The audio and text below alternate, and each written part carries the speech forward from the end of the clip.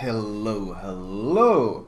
Since I wanted to cover the new Minsk as fast as possible, I decided to play on the Russian server because that also allowed me to try it in ranked, which is probably something people might be interested in.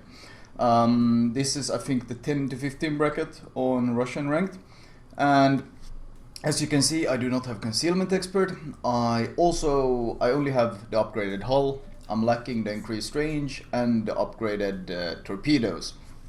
Both things will of course affect me, but I do have the most important thing, which is the hull upgrade. I do, however, lack concealment expert and AFT, since my captain is only 9 points on the Russian server. So overall, this should be a fairly accurate description of what you will face. I get slightly distracted there, as this is a game from yesterday. I was talking to my chat and I didn't notice that the Minsk actually snuck up on me.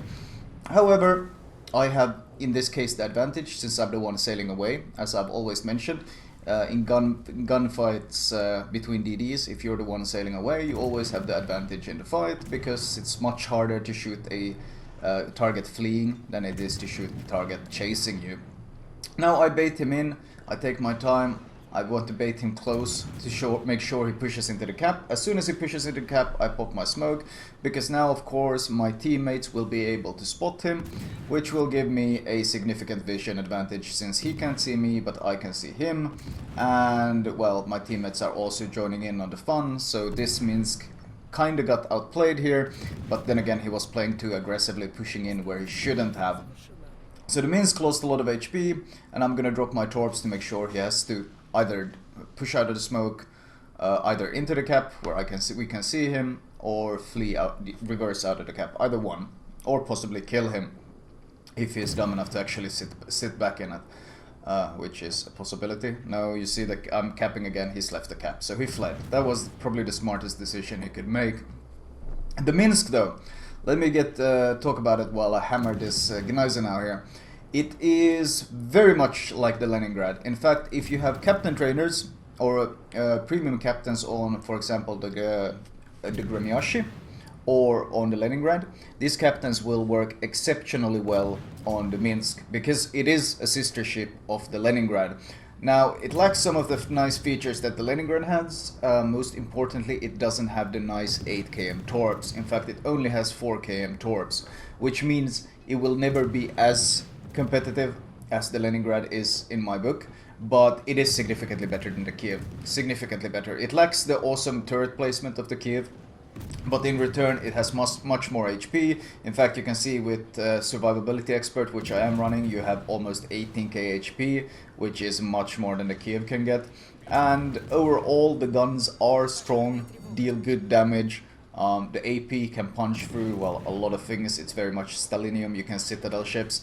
So I've been playing it quite a fair amount in the Russian ranked, and I've been very pleased with how the ship performs.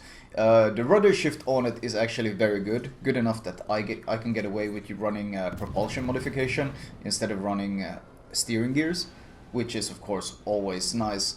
Now, being able to get away with it is one thing. It still has of course a very awkward turning circle, which is quite common for these Russian DDs, especially this one, as the Minsk, just like the Leningrad, is incredibly fast.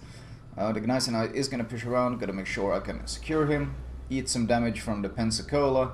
That's unfortunate. And with that kill, well, actually, surprisingly, this was the first kill of my team. Meanwhile, my team has managed to die on the other side, which of course puts us at a fair disadvantage right now and behind on the points. Unfortunate, but then again, the game is far from over. You can see the great speed when I pop the speed boost here, just making sure I'm undetected first. The positioning of both my cruisers and battleships is highly suspect, but then again, at these tiers of ranked, especially now that the ranked season has been going on for a while, the quality of play is highly questionable. Sadly, I have no real way of communicating with these Russians, since I can't write Cyrillic and I don't speak Russian. So I just ping both the battleships and had some question marks in chat, hopefully cluing them in on the fact that their position makes me is questionable. That was the idea I was trying to get through. but I don't know if they even understood that part. Regardless though, the enemy Leningrad has capped B some time ago, so I assume the enemy Leningrad is coming this way because our last spotted position was far away from this cap. So I'm gonna preemptively torp. I already see that the Minsk is sailing away, but these torps aren't for the Minsk. I actually predict that the Leningrad will be sailing into this cap because that's probably what I would be doing if I was playing that Leningrad. So the preemptive torps are out and someone is capping, so it turns out my prediction was pretty much spot on. Unfortunately, my torpedoes barely miss, but those kind of torps, well, it's always good to put yourself into the shoes of the enemy DD. If you were the enemy DD, what would you do here? What would be the best option for you? And, well, in my opinion, going for this cap was the best option for the Leningrad, so I preemptively torped it. Because, well, the torps are only 4 km, they are unlikely to be that useful, and I almost scored a pretty much blind prediction kill based on it. So always use that to your advantage. Now, oh, another ship goes down. Well, anyway, seeing as he is capping, first of all I want to contest it, I don't want to give up the cap. Second of all, my torpedoes are reloading, I only need 30 seconds. So all I'm gonna do is contest the cap, and considering how small his smoke screen is, it should be fairly easy to possibly hit him in that smoke. So I'm reversing, but I don't want to go too deep because I don't want to get proximity spotted. 2 km distance is the proximity spot distance, so I'm basically hovering, which is right at the edge of proximity spotting. And I'm going to be torping into that smoke. There we can see him shooting, so I know exactly where he is. I'm just going to wait. There we go. Oh, that I think is another person. So I think the Minsk has come back. So I turn my guns to see if he pushes out of the smoke. And he does, in fact, push out of the smoke. The Minsk pushes out. So I know both deities are here. I instantly accelerate to move out of the way.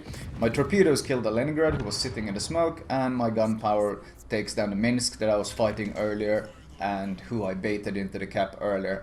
Of course, any sort of DD advantages you gain pay off later in the game. The fight earlier where I baited the Minsk into the cap and then used my vision advantage against him to get him low HP, it paid off now in the form of me getting the kill. So what was a huge disadvantage is now has turned into an advantage on our team. However, I see my Fiji is doing something very questionable. He's actually not going for the cap, but it looks like he is turning to rush this Nagata. And as soon as I see this is happening, I instantly turn around. Because, well, if you see one of your teammates rushing, you usually want to back him up, if possible, even if it's not a very good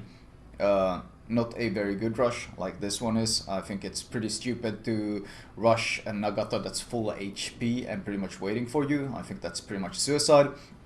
But he is going to be distracting the Nagata while he does this, and I will try to help him. And oh, my Nagata here is also pushing in against the Pensacola, who's full HP. So if I don't help them, I'm pretty sure we're going to be down a battleship and down a cruiser. So I quickly turn around and try to help out. And this is something you should do. Even if you don't agree with the push itself, even if you think what they're doing is absolutely stupid, you can still make it work for your team, as I'm doing here. I disagree with it, but I'm still doing it. Pensacola spots me, once again, no concealment expert, 7.5 km concealment. He easily spots me, but I am able to close the distance. Sadly, my torps are not upgraded, so I need to land at least 7 torps to kill him, since he's still completely full HP, hasn't taken any damage at all, since the Fiji's rush is collapsing as expected. I wait until he starts turning, then I launch my torps, making it pretty much impossible for him to dodge them, and I land the 7 torps I need out of the 8 I have and secure the kill. I already switched to Pensacola as soon as I've launched them, because, well, there's no point staring down to see where they go. If they hit, I win. If they don't, well, I'm gonna be screwed, but I was fairly confident, especially because the torps are very, very fast. At close range, they are very hard to dodge. Now, I might not be able to get the second double strike, which is what I was hoping for, but I can still secure my Kraken from this game, which would of course be quite nice. And there we go.